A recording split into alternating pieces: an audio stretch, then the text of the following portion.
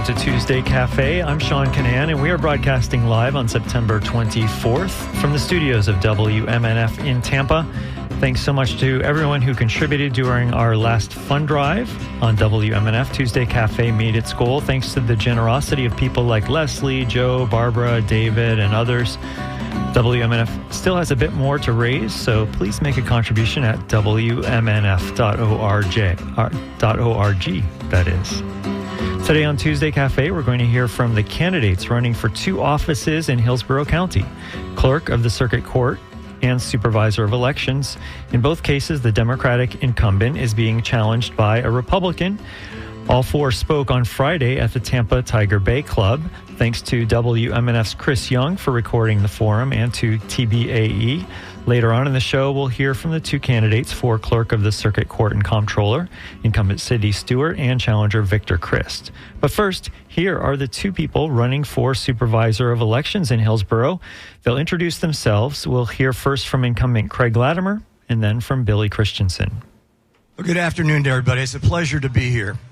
I've been the Supervisor of Election for 12 years now. I am extremely humbled, and the responsibility put on me to be the Chief Elections Officer in the county that I grew up in means a lot to me.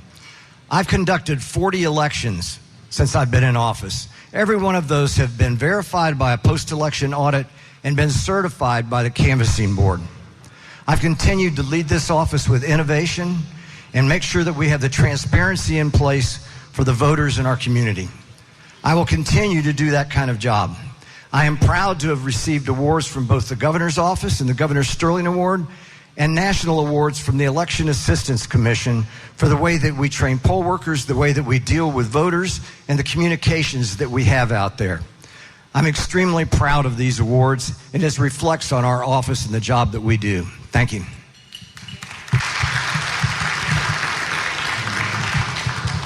Test. Good afternoon, everybody. I am very humbled to be here. I appreciate you having us here. My name is Billy Christensen, obviously running for Supervisor of Elections. I'm a husband, a father, very proud veteran. I have a master's degree in international relations, a 20-year intelligence degree, 9 years active duty, and the rest over at U.S. Central Command. I've been mentored for the last decade by the most senior leaders in the Department of Defense. I've managed over $3.5 billion of urgent warfighter needs, saving countless lives over the last decade. I am well prepared to lead this organization.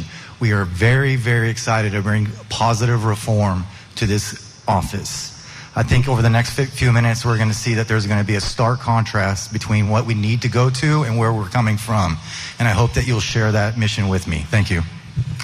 Well, that was Republican Billy Christensen. He's running for Supervisor of Elections in Hillsborough County against Democratic incumbent Craig Latimer.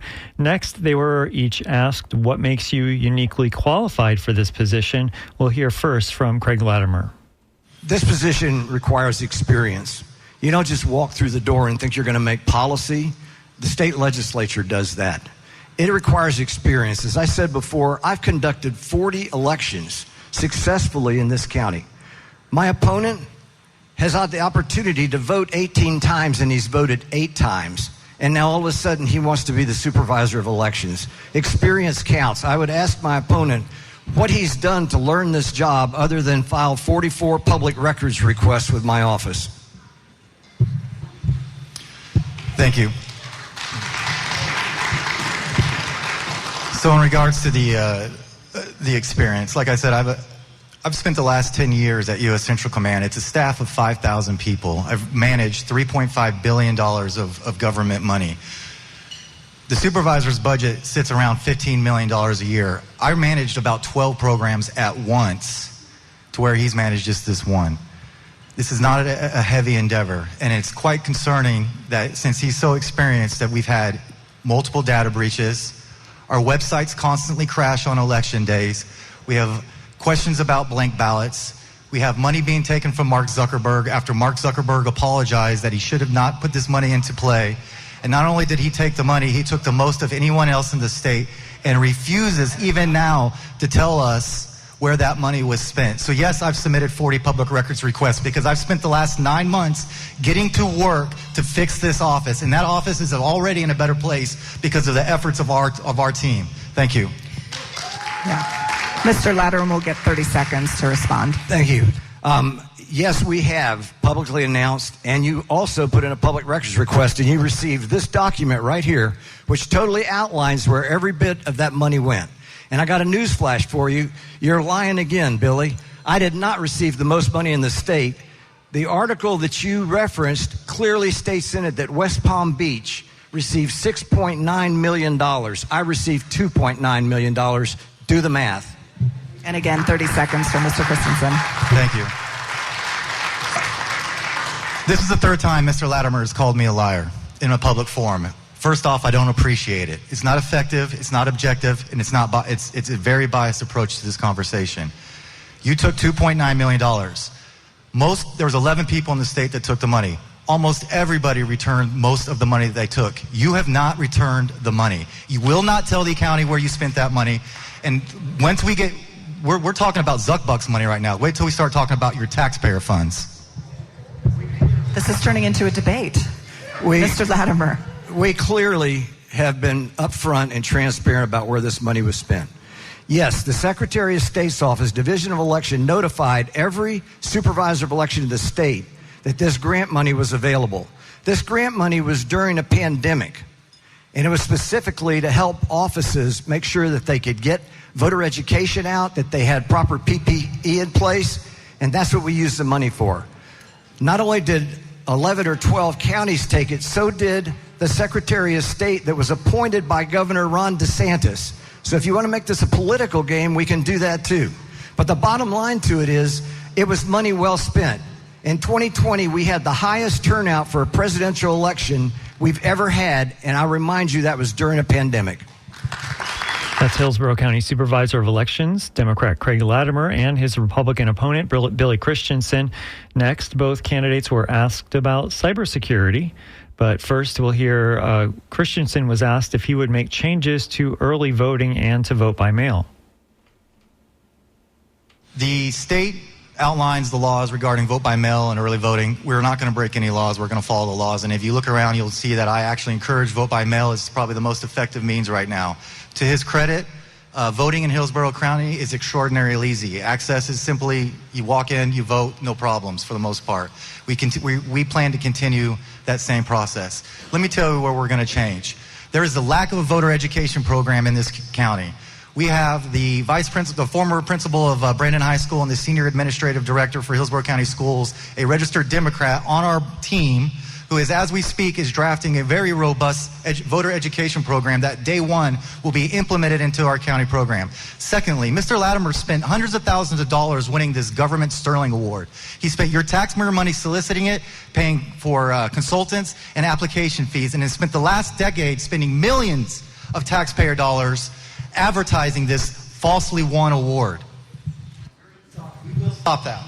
And this will be a minute, not 30 seconds. Thank you. I'm extremely proud of the Governor Sterling Award. That created a culture in our office that's continued today. It's all about process improvement and innovation so that we can make sure that the voters in our county are having the best experience possible when they come in to vote.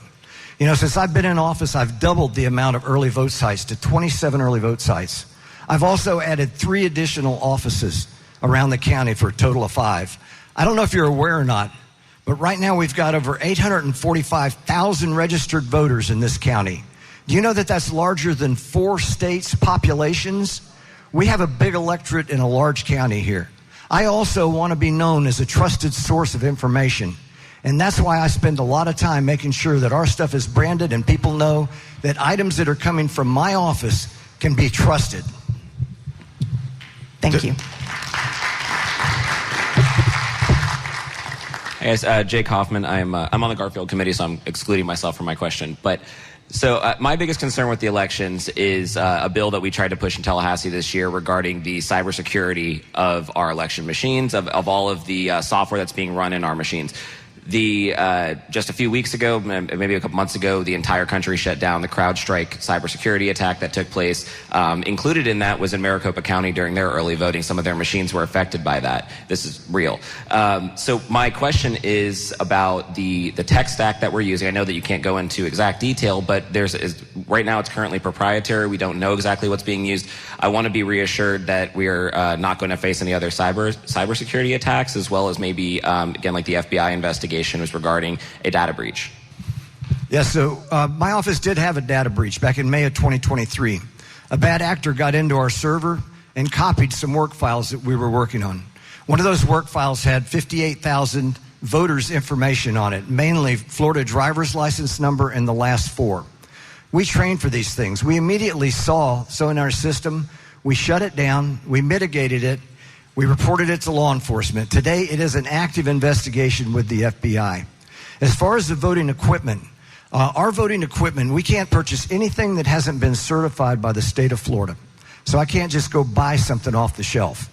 It has to be certified by the state. It goes through a rigorous training, process to get certified by the state. Our machines are not connected to the internet. They're not connected to each other.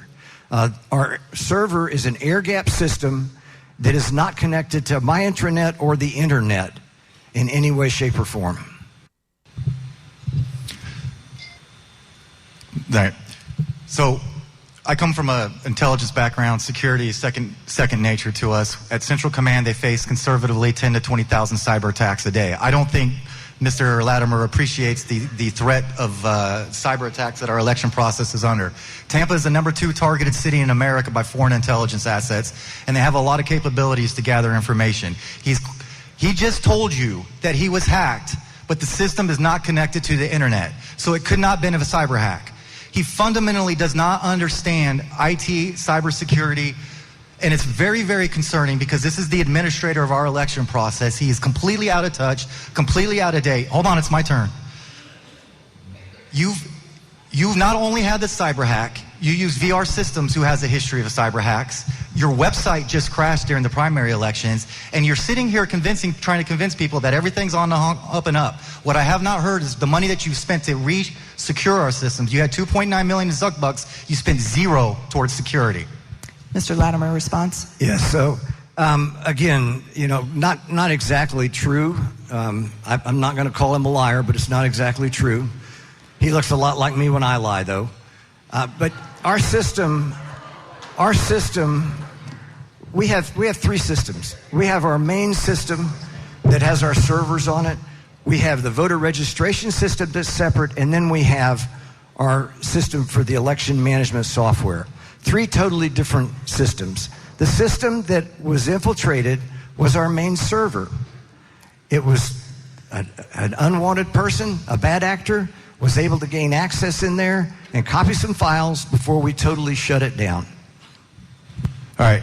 Just so everybody understands, what he's saying is somebody physically walked into the office and took the information off the files. That is much different than a cyber hack. And by the way, the FBI does not withhold information for 16 months for a routine cyber hack. That's an indicator of one of two things: a foreign intelligence element or an organized crime element, or both. It's one of those two. You owe the people an answer. If I were the supervisor of elections, I would be up the FBI's behind demanding an answer for the people, because we all deserve to know that our elections are secure. And he's the liar to sit up here and say it's secure when we have multiple tangible data hacks, sites crashing, we have all kinds of questions, and you refuse to answer. Again, I point back to my 40 PRRs. If you would answer them, I wouldn't keep asking. Thank you. Well, that was Billy Christensen, a Republican who's running for Hillsborough County Supervisor of Elections. And before that, we heard the Democratic incumbent, Craig Latimer. This is Tuesday Cafe. We're broadcasting from the studios of WMNF in Tampa. I'm Sean Canan. And I should mention that Citrus County Schools just announced that they will be closed on Thursday and Friday. We'll try to keep you updated as we hear more. We're bringing you audio this hour from a forum of candidates for Hillsborough Clerk of Court and Supervisor of Elections. Next, the candidates for Supervisor of Elections were asked who won the 2020 election. But first, they were asked whether there are any dead or non-citizens voting in Hillsborough County, and Craig Latimer answered first. Yeah, so, well, we can take the dead people first. If you die in the state of Florida, our office is usually notified within 48 hours that someone has passed away. If someone passes away out of state, it can take a little bit longer before that information filters to our office. As far as non-citizens voting, I would point out to you that, number one, it's against the law for non-citizens to even register to vote. But we do get some that do that.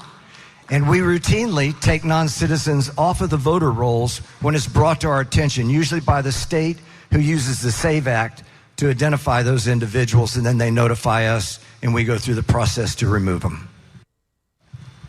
Only because there were new state laws were our voter rolls cleared. After the 2020 election, the state went through a series of implementing election integrity laws, one of which was to clear our rolls.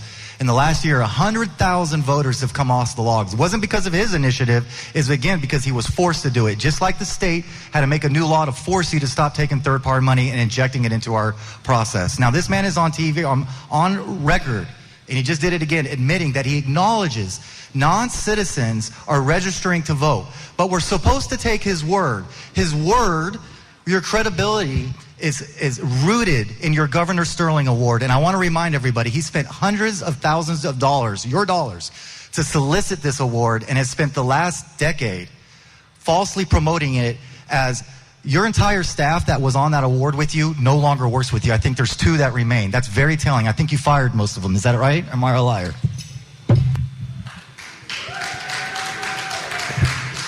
So, again, one of my opponent's public records requests was how many non-citizens we removed off the rolls. And that number over a 12-year period has been 62 people. Thank you. Deborah Berlanti. In America, we believe in our freedom and we believe in our democracy, especially when it comes to voting. So my question to both of you, as the person who heads up this office for our election process here in Hillsborough County, who won the 2020 election? Yeah. Are you talking the presidential election? This is Craig Latimer. Yes, she is. Yeah. Clearly, President Biden won that election, and I know for a fact because we also verified in our county when we did the post-election audit what the numbers were. I just want to say before I answer this question that as a very proud veteran that September 11th happened, September 30th I was in theater. I was a 21-year-old airman, completely unaware of what's going on in the world, and for the last couple of years, the last 20 years, I've learned what it means to have our right to vote. I've seen it firsthand. Can you imagine walking through this door with a burnt face or a missing limb? That is the sacrifice that comes with my fellow colleagues that they have to live with on a repeated basis to give all of us a right to vote. And how dare these people who don't appreciate it step all over it and let these things happen and dismiss it and trying to call me a lawyer. What we have not heard throughout this entire meeting is anything you're going to do to fix these issues that we've all identified. These are tangible, fixable issues that you need to address. To answer the question about the election, these kinds of questions are absolutely divisive. President Biden obviously won the election. We need to move on. I'm focused on fixing the issues locally here in our administration so that we don't have these conjecture and this speculation any longer. It's your fault that we have speculation as much as we do. That's Billy Christensen, a Republican running for Hillsborough Supervisor of Elections, and the incumbent Democrat Craig Latimer. Next, they were asked about restoring felon voting rights and about the county commission reducing funding to the Supervisor of Elections office. Here are their answers, starting with Craig Latimer. I think it was a poor decision myself. It was based in untruths that they removed that money from my budget, the $200,000. We clearly stated that in the communications we had with them, and it was unwarranted. It was unprecedented, too. The first time that the county commission had ever reached into a constitutional officer's budget to take money out of that budget. Mr. Latimer owns a lot of firsts. The first election hack in Florida history, the first time he's had his money taken from him. It's an indicator of his administrative leadership and capability. Listen, what we're missing in this county, and this is from the 18, 17-year-old all the way up to the most seasoned voters, is a voter education program. And if there's any money taken from this county and removed or put elsewhere, I'd like to see it put into the voter education. We can leverage the Governor DeSantis' new civic outreach or civic education effort to implement your online voter education into the schools, which would give us, by the way, metrics and measurables that we will bring to the people in our quarterly town halls to show us where we're failing or succeeding and where we need to improve so that we don't have low voter turnout. We'll be able to say, hey, look, we had 20% this cycle because of our voter education program, which we're going to put a lot of priority in. We've raised that to 30%. There's a metric there, it's measurable, and it's for the people. Are you a member? Hi, my name is Jose Vasquez. First of all, thank you for being here. And I have a question based on my personal experience. Back in 2007, the state of Florida classified me as a felon because I drive with license suspended. After I finished my sentence, thanks to former Governor Chris, I got my restoration of civil rights back. After that, the new governor removed it.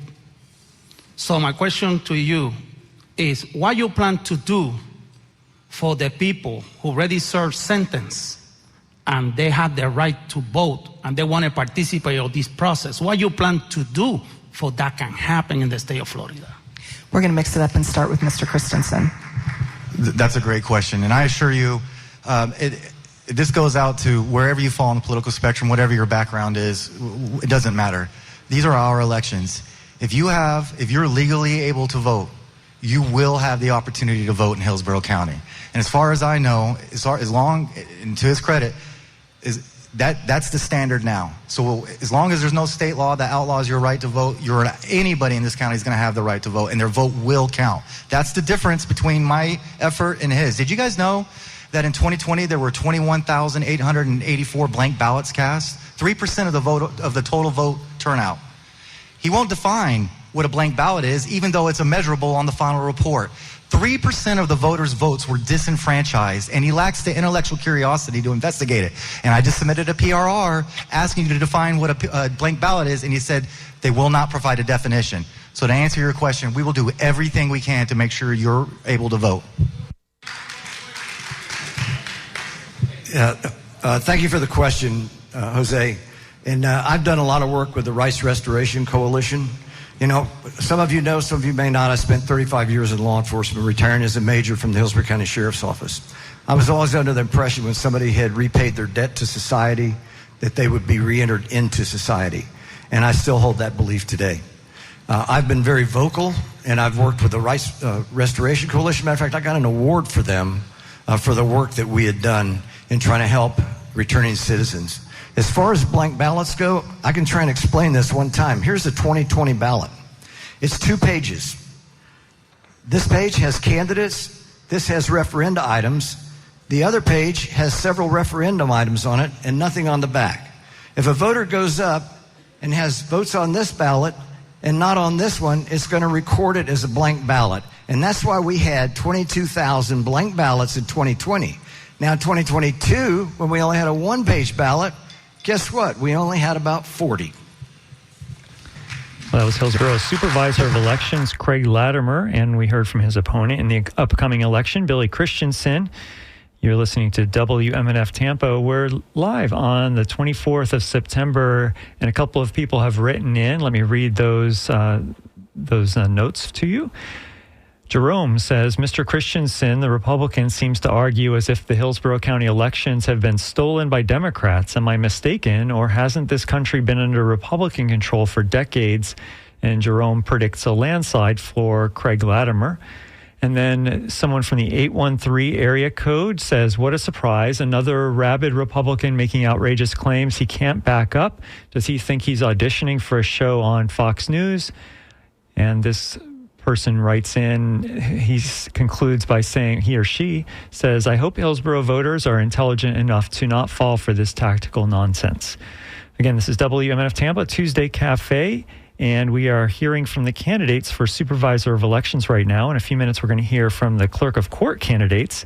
So the Supervisor of Elections candidates were asked about Christensen not voting in quite a number of elections, and they were also asked about preventing cybersecurity attacks. So here is their answers, starting with Christensen. Well, I don't think it was a cyber hack, quite frankly. I think somebody walked in and stole it off the street. So that's obviously a protocol security issue. As I've walked through his organization, folks, let me be very clear. There's fundamental security issues just with the physical security of the installations all the way down to the protocol. They have thumb drives that they transfer your personal information on that's just loosely thrown about and not accountable. And those things create all kinds of cyber issues. So we are going to implement a robust security practice to ensure that people's personal data, all of our personal data, your voter data is protected. In regards to, what's the second part of it? Oh, that is the proactive effort of the administration. If you want to clean up your rolls, if you want to know to ensure that there's non-citizens not registered, that takes a proactive effort from the organizations, and we're going to be very proactive. So I'm going to try and explain this one more time. I've been very upfront about this, and we've put press releases out. Our office was the victim of a cyber attack. No one came into our office and did anything. Someone came into our system from outside the office. That's number one. Number two, this may come as a huge surprise to you with your knowledge that you have in the computer field, but I've mentioned that our server that houses the tabulation election management software is an air-gapped system, not connected to the intranet or the internet. What that means is the only way you can get information off it is with a thumb drive. And that's what we use that for, an election night, to take that information off so we can then transmit it to the state and put it up on our website with election night results. There's also thumb drives or media sticks in every single voting machine. Every single tabulator has thumb drives in it too. We know how to deal with them. We do military-grade swipes on them when we're done with them, and it's not an issue. We have safety protocols in place to handle that. As far as non-citizens, I've spoken about that already. It's a felony for someone to lie on the application if they register to vote. It's a felony if they additionally vote. Mr. Christensen, evidently you had the opportunity to vote in 18 elections, but only voted in 8 of them? Yeah, so that's an interesting question, and it's if that's the basis of somebody being an elected official, it's very interesting. I was an active duty military professional, and then I was a government civilian at U.S. Central Command working in an apolitical environment in which we remove our employers, our political appointees. So it's not an environment in which, if you want to succeed, that you make your political ambitions known. It wasn't, quite frankly, until after the failures of our SOE's office did I get involved. My wife is here today, and she's a victim. The honest and God true victim in this room is not Mr. Latimer and his cyber hack. If he's a victim, he's a victim of his inability. My wife is the victim. The 58,000 people in this county who had their personal information stolen from the most laudable SOE ever was a victim. And when he first ran back in 2012, go Google this, folks. He's on record shaking down his employees for donations, and he fired the one guy who didn't give him money. That was from day one before he got elected, and he's brought that same mentality and that same characteristics all the way through the last 12 years. It's very evident that we need fresh leadership in this office. This will be 1 minute. Thank you. Thank you for your service, Billy. That's one thing I will tell you. But you also should probably look a little bit farther, because the federal government spends millions and millions of dollars with the federal voter assistance program to make sure that our overseas military are in fact registered to vote and have the opportunity to vote. As a matter of fact, my office has one of the highest return rates in the state for overseas military voting. In addition, the federal government also created a one-stop shop for the military, because they knew that these were the people that were over there protecting our freedoms, so they can register to vote and request a vote-by-mail ballot on the same exact form. The overseas military are the only ones that can do that. No, sorry. It wasn't directly. I thought we were getting rebuttals. All right, I'll let you guys vote. Does he get a rebuttal? Okay, 30 seconds rebuttal. You know, if you really appreciated a veteran, we have one of the largest veteran populations in Hillsborough County between retirees and the active duty members and guards members throughout the area. Of course, we're going to have one of the largest responses. And I go back to the blank ballots. 3% of the total votes cast in 2020 of our voters were disenfranchised. Many of them were from our overseas vote our military veterans, our voters from overseas. I don't appreciate it. As a veteran, and speaking on behalf of almost every veteran, we demand better. You can do better. I would just ask, how can somebody that chose not to fill out the second page of a ballot, how am I disenfranchising them? Why don't you, when I permit the public records request asking for a simple definition so there's no debate about what the blank ballot is, the one PRR that you've responded to was the one about the blank ballots. And I asked, just what is the definition so I'm not lying? And your answer was, there's no responsive records to this request. That's the kind of engagement we get from our Supervisor of Elections office, and we all deserve better. That was Billy Christensen, a Republican running for Hillsborough Supervisor of Elections, and we heard the incumbent Democrat as well, Craig Latimer. Next, they were asked about referring election law violations to the state attorney's office and about the state's election police, questioning people who signed a petition that supports Amendment 4. Here are their answers, beginning with Christensen. That's a great question. Inherently in this state, there are some election issues. The Secretary of State is one of 11 unelected Secretary of States in the country. And we just had a Chevron ruling from the Supreme Court, which basically says unelected government officials can't make laws. So we have 67 elected SOEs who are taking guidance from our unelected Secretary of State. I think that is inherently challenging for a state and it needs to get fixed. So it's curious that that's the focus, is to go investigate, the signatures, because I believe, quite frankly, that there are more pressing issues in our office: cybersecurity, accountability, etc. So that was a totally unprecedented action that's taken place. I can tell you I've never been contacted in 12 years to produce petitions where we have verified the signatures already. We routinely notify the state when we find fraudulent signatures on petitions that we suspect fraud is being committed by these petition gatherers. And we did so in the 2022 election. We had a huge problem on the gambling one, where they got to the point where 65% of those petitions were invalid because they were obviously fraudulent. So we worked very closely in trying to notify the state. I was a little bit stunned that we got this request for 6,000 petitions. It was just in 2 specific congressional districts, and it was probably 100 different petition gatherers that had submitted those petitions. It was very unusual. Yes, Mr. Latimer, Mr. Christensen. Mr. Latimer, you're on record publicly for stating that you will not report any violations of election laws to the state attorneys, even though that's required by law. What is your stance today? I don't know where you saw it on the record. Was it from the Heritage Foundation report? Because what they did was they made a public records request for how many cases we had referred to the state attorney's office, and my office refers those cases to law enforcement, not the state attorney's office. So the response was that there was no records responsive to that request. I have routinely, I think I've referred well over 25 cases to the Hillsborough County Sheriff's Office for them to investigate.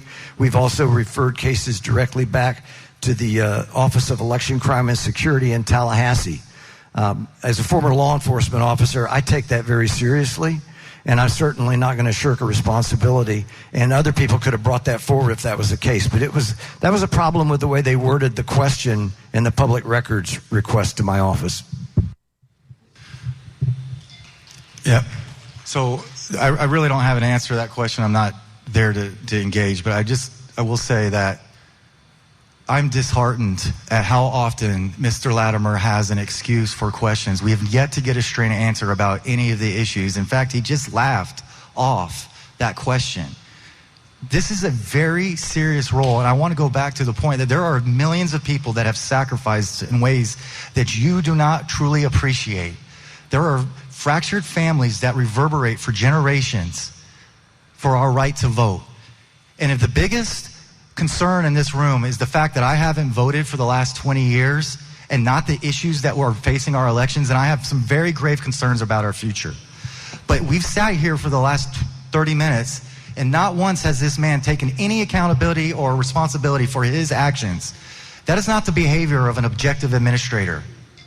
We're going to bring positive reform to this office, and we're not going to have these problems anymore. Good morning. Stephanie Pointer, afternoon. I am the spouse of a 34-year veteran of the United States Army. I was 26 years as that spouse, and we never missed an election, not one time. With that being said, you have criticized Mr. Latimer for taking funding from Zuckerberg and whoever else, but it seems to be, and please remind me because I'm not 100% on this, but it seems to me like he has returned funding to the county where he has not spent every penny that he's been given over the years. But you have repeatedly talked about doing a new education program. Where do you think you're going to get that money from? That's a wonderful question. And where we come from, the Department of Defense, it's frowned upon to over budget. He returns $2 million because he over budgeted. That's an engagement with the Board of County Commissioners. Secondly, I was fighting the wars. We're deployed. It's hard to vote. I get it, but it's hard to vote in the middle of a war. And I'm not dismissing it. But if that's the biggest criticism, right, if that's the biggest criticism, then, again, I go back to we have grave concerns about the future, because what I'm focused on right now are the administrative issues in this office. And you asked about how we're going to fund the voter education program. We're going to leverage the education boards and the Governor DeSantis civic plan. It's going to be free. It's going to be free. It's not going to cost the county anything. So a couple of things. I'm not an expert on the school district, but I do know that there's set curriculum that takes place. So to try and do a voter education program in the schools is going to take a monumental effort, because they already don't have enough time to do most of the stuff that they're doing. So I don't know how you can do that. We're in every school at least twice a year pre-registering 16 and 17-year-olds. So we were exposed to these people. I've got 6 people in my office do nothing but outreach. They're out there trying to register people to vote, get people to, if they want to request a vote by mail ballot, anything that we can do to try and further educate the community out there. My website has a tremendous amount of information on it, votehillsborough.gov. We have what we call a long series of short videos on there that's all about voting. We encourage these students to look at those videos so that they can get educated and know that when they turn 18, what they're going to face when they come in to vote. That was Hillsborough County Supervisor of Elections Craig Latimer, and before him we heard his Republican opponent Billy Christensen. They spoke on Friday at a Tampa Tiger Bay Club meeting. This is Tuesday Cafe. We're broadcasting from the studios of WMNF in Tampa. I'm Sean Canan, and we're broadcasting live on the 24th of September. We're going to read a couple more messages, actually 3 more messages that are coming in. Ted in Elfers says the Republican candidate for Supervisor of Elections seems way too militarily slanted. This is a civil position he seems unqualified for. Bubba writes, it's great to hear from these candidates today. I worry about the safety of poll workers, especially minority people. MAGA nut jobs are targeting these people for doing their job and their civic duty. Shameful. Billy seems very much like a MAGA, says Bubba. And finally, we have one commenting just now. I don't have this person's name, but it's from the 813 area code. Says, if you serve the country, how could you not vote? It doesn't sound like he actually cares about changing the country for the better, but rather upholding the status quo. Apolitical military people and others in Hillsborough need to wake up. There are issues we need to fix yesterday. So thank you for those comments. And we're going to turn now to the 2 candidates for Hillsborough Clerk of Court and Comptroller. And they're going to introduce themselves in this segment. We'll hear from Republican challenger Victor Christ and Democratic incumbent Cindy Stewart. I'm Victor Christ, and I'd like to thank you for inviting me to be here today. It's a pleasure, and I'm very happy to be here. I am running for the clerk of the court because, like you, I am concerned about our future here in Hillsborough County. I think now is the time for the strongest possible leadership in this position to be able to do innovative things to take us to the next level. I have the experience, the know-how to be able to do that. Back when Article 5, Revision 7 passed the legislature, and the court system and the clerks, the state attorneys, the public defenders, and the court administrators had to go from being locally operated and run and funded operations to a statewide network, I was the guy that was tapped by the legislature and the governor to make that happen. And over a course of 3 years, I engineered the process that is followed here today through all 65 of the offices throughout the state of Florida. So this is very much within my wheelhouse. I am Victor Christ. I would like to be your next clerk of the court. Good afternoon, everyone. I'm Cindy Stewart, and I am your current clerk of the court of Hillsborough County, running for re-election. Thank you all for being here. I spent 8 years as your Hillsborough County School Board member, bringing to you innovative ideas, and I am doing nothing different in this office. We have spent the last 4 years doing nothing but innovating for the community. This is not about me. This is about what we do for the community. I'm currently running an office of 700 employees. A lot of them that are here today, raise your hands if you're from my office. Love you all. And we are managing a $73 million budget that is split in two. $38 million of that is on the court side of the house, and the other portion comes from the county commission. We transact 1,000 transactions a day to make sure that people in this community get paid, and we make sure that we pay 6,000 employees. I am endorsed by the Real Estate Association, Hillsborough Fire, Tampa Fire, West Central Florida Labor, Chad Cronister, Julianne Holt, Kathy Castor, Mr. Henriquez, who is here today. Mr. Latimer does not endorse, but I know he's a friend. Harry Cohen, who's here today. Janet Cruz, and many others. I sit currently on the board for the YMCA. I have sat on Safe and Sound Hillsborough since its inception, and I am an adjunct member of the Florida Bar Association, who also supports this race.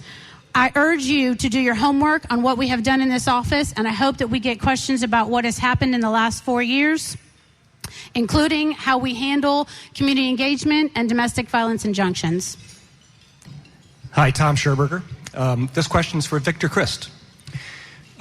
When you were a state senator, you played a pivotal role in the construction of a $48 million courthouse in Tallahassee.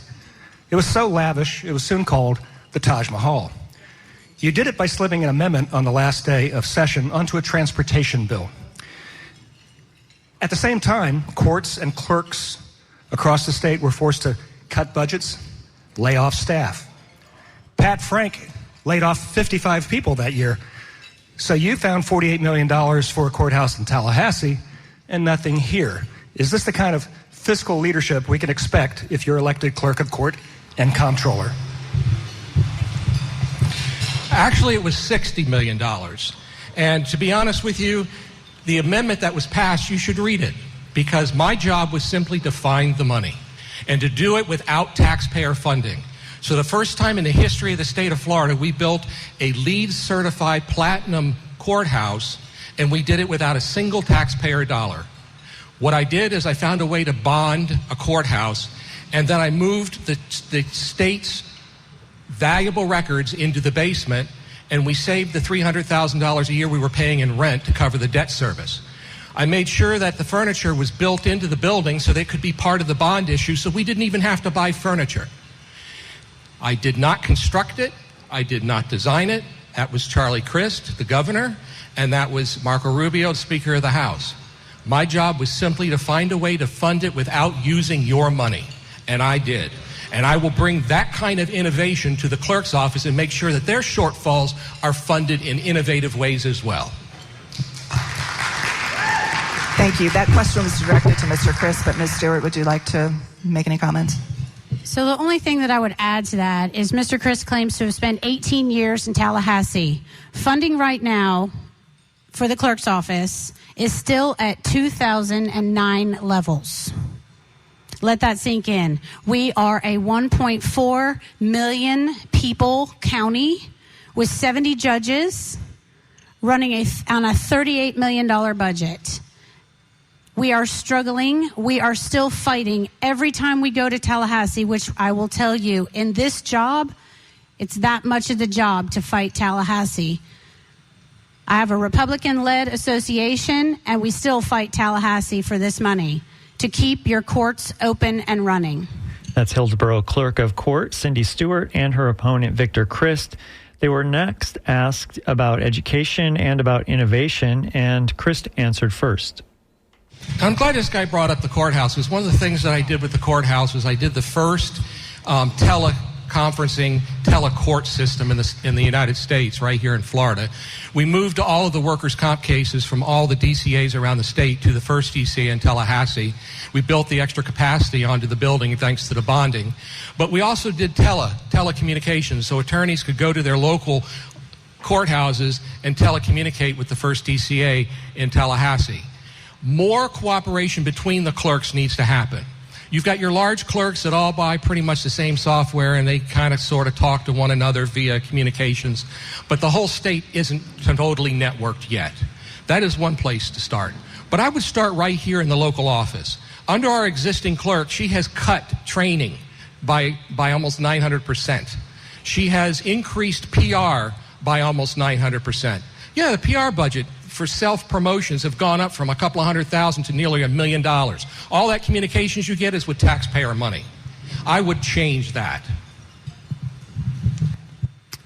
So innovation is a very, very interesting topic. This is a very large system. So if any of you have any knowledge of how difficult it is to implement new technology, I will tell you the clerks work very well together across this state, but we are not all the same. Our processes are not the same, our procedures are not the same, and the number of people that I employ and the things that happen in Hillsborough County are nowhere near what happens in a small clerk's office where the clerk at the window handles every case type and anyone who comes before her. That is not how Hillsborough County runs.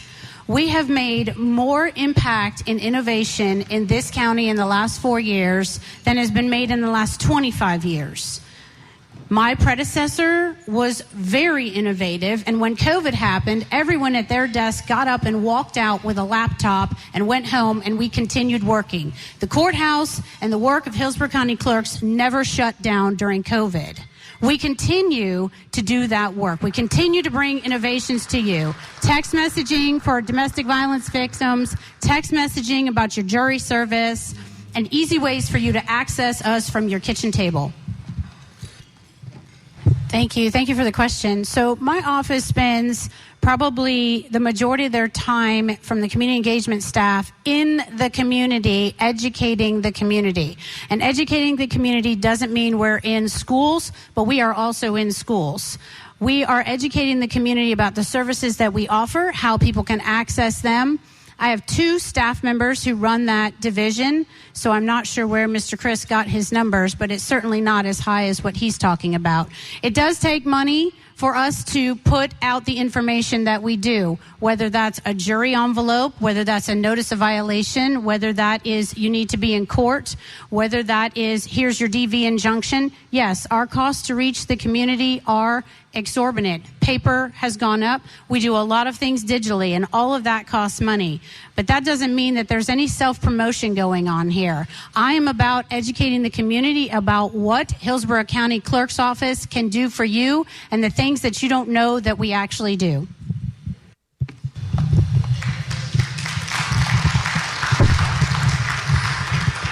I don't have enough time to go down the list, but I will give you some of the highlights. During my tenure in the legislature, I spearheaded the development of 3 schools. I had to raise all $137 million to do it, and I also had to acquire the land to put them on it, and I put them in the university area. Bowers-Whitley Academy, which the school board allowed me to name and allowed me to design. Muller Elementary, which the school board allowed me to name and allowed me to design. And the Career Academy, which sits between the 2 of them. And then recently, we added the Joyner Library, of which I raised the money for and also designed. The bottom line is, it took 10 years to make those happen. I had to produce the money and the land, and the school board worked with me on the curriculum that would be specially targeted to the specific target audience of our community there. To that end, the school board recognized me by naming the road of which all of them sit on, Victor Chris Drive. I asked them, why not Victor Chris Lane? And they said, because you're the most driven SOB we've ever met in our life, and we're going to name it the Drive. Well, that's Republican Victor Christ, who is challenging Democratic Hillsborough Clerk of Court Cindy Stewart. And before we go on to the next question, I want to read one of the responses that we got to the previous candidates, the ones who were running for Supervisor of Elections. Eli in Hillsborough County says, if elected, I have no faith Mr. Christensen will not abuse his position to act as a mouthpiece of DeSantis and possibly disenfranchise registered voters. So thanks for that comment, Eli. And we'll go back to the Clerk of Courts race. The two candidates were asked about fraudulent real estate deeds and an alert system. And here's the answer first from the incumbent, Stewart. I would say that we have worked with the legislature now for the last 2 cycles about the property fraud issue, which I have come to many of your offices and spoken about. This is the biggest white-collar paper crime that is happening in our state. It is a statewide issue, it is a national issue, and it happens on one single piece of paper with 2 signatures and 2 addresses. We have worked with the legislature on how we can better work with the real estate agent and with them to tighten up not only the penalties that come with this crime, but how we prevent it. Right now, my office stands up a property fraud alert system that alerts you anytime something in the court system and your property is filed against your name. It's just an alert. Where's Mr. Dolgan? I know he got one last week and he said it freaked him out. But it does alert you to look and to check the system and make sure there's nothing fraudulent happening. Fraud is happening. It's not just happening with property, but we are proud to stand up the system and have grown the number of subscribers by 65% in the last 365 days. Well, first of all, I want to say I think this is one of the areas that Cindy and her team has done very well. I think the work that they've done in expanding the fraud prevention is to be recognized. And I think good work should be recognized. And if I was your clerk, I would continue doing what she's doing with that. What I would add to it, though, is I go back to the importance of the statewide networking of our clerk's offices. It is very important for the clerk's offices, the attorneys in different markets, to all be able to intercommunicate, because fraud doesn't just happen here in Hillsborough County. A lot of the fraud is coming from Miami and South Florida and happening here. So we've got to be networked and communicating and on the same systems. When I was in the legislature, we were working diligently to make that happen, but after my departure, that kind of fell to the south and stopped happening.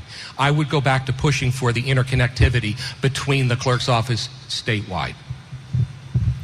Well, that is Republican Victor Christ. He's challenging Democratic Hillsborough Clerk of Court Cindy Stewart in the election. They answered 2 more questions, which I will post on our website because we are running out of time. But I do want to give you the latest about the potential hurricane that is coming toward the Tampa Bay area and should hopefully pass us offshore. But here's the latest. I played this an hour ago, but it's still worth everyone knowing if you weren't tuned in then or if you were only listening with half an ear. Here's the latest of what we know about potential tropical cyclone 9. It's forecast to impact Florida tomorrow and Thursday. The system is currently in the Western Caribbean near Cancun. And as I mentioned earlier in the show, Citrus County Public Schools has just announced that they will be closed on Thursday and Friday. Meteorologist Megan Borowski from the Florida Public Radio Emergency Network says that it is poised to accelerate and rapidly intensify over the next few days. The system will slowly move northward into the Gulf today and tomorrow. It's expected to become a hurricane by tomorrow, and as it accelerates through the Gulf Wednesday and Thursday, we are expecting significant strengthening, and it will likely become a major hurricane before landfall on Thursday. Now, as far as landfall goes, really, interest from Destin to Newport Richey should all be on high alert because they are in the cone of uncertainty, and it's likely that landfall will occur between these 2 points. Borowski says a hurricane watch and a storm surge watch are in effect for the coastal Tampa Bay area. Winds will arrive from the south to the north, reaching the Florida Keys on Wednesday, tomorrow afternoon, and the northern peninsula and Panhandle by early Thursday. Landfall is expected over the Panhandle, Big Bend, or Nature Coast on Thursday afternoon or evening. So I hope you stay tuned to WMNF for the latest hurricane information. This is WMNF Tampa. So earlier we heard from the Tampa Tiger Bay Club on Friday. We heard two different races. Victor Christ is challenging Democratic Hillsborough Clerk of Court Cindy Stewart, and we heard from the two Supervisor of Election candidates as well. You can go back to WMNF.org to listen to any of this, or I'll post those last two questions on our website as well. This is WMNF's Tuesday Cafe. I'm Sean Canan. During this time slot tomorrow, Shelley will host Midpoint, and coming up next is Wavemakers with Janet and Tom Scherberger. Florida voters are going to decide on 6 constitutional amendments in the general election, and their guests will cover all 6 of them. Teresa Potter is president of the League of Women Voters of Hillsborough and Pasco. Then coming up at noon is Wide Awake America with Nadine Smith, and Nadine will talk about one of the most crucial issues shaping the 2024 presidential election, the shifting dynamics of the Latino vote. Her guest will be Paolo Ramos. Then at 1 o'clock is The Scoop. This is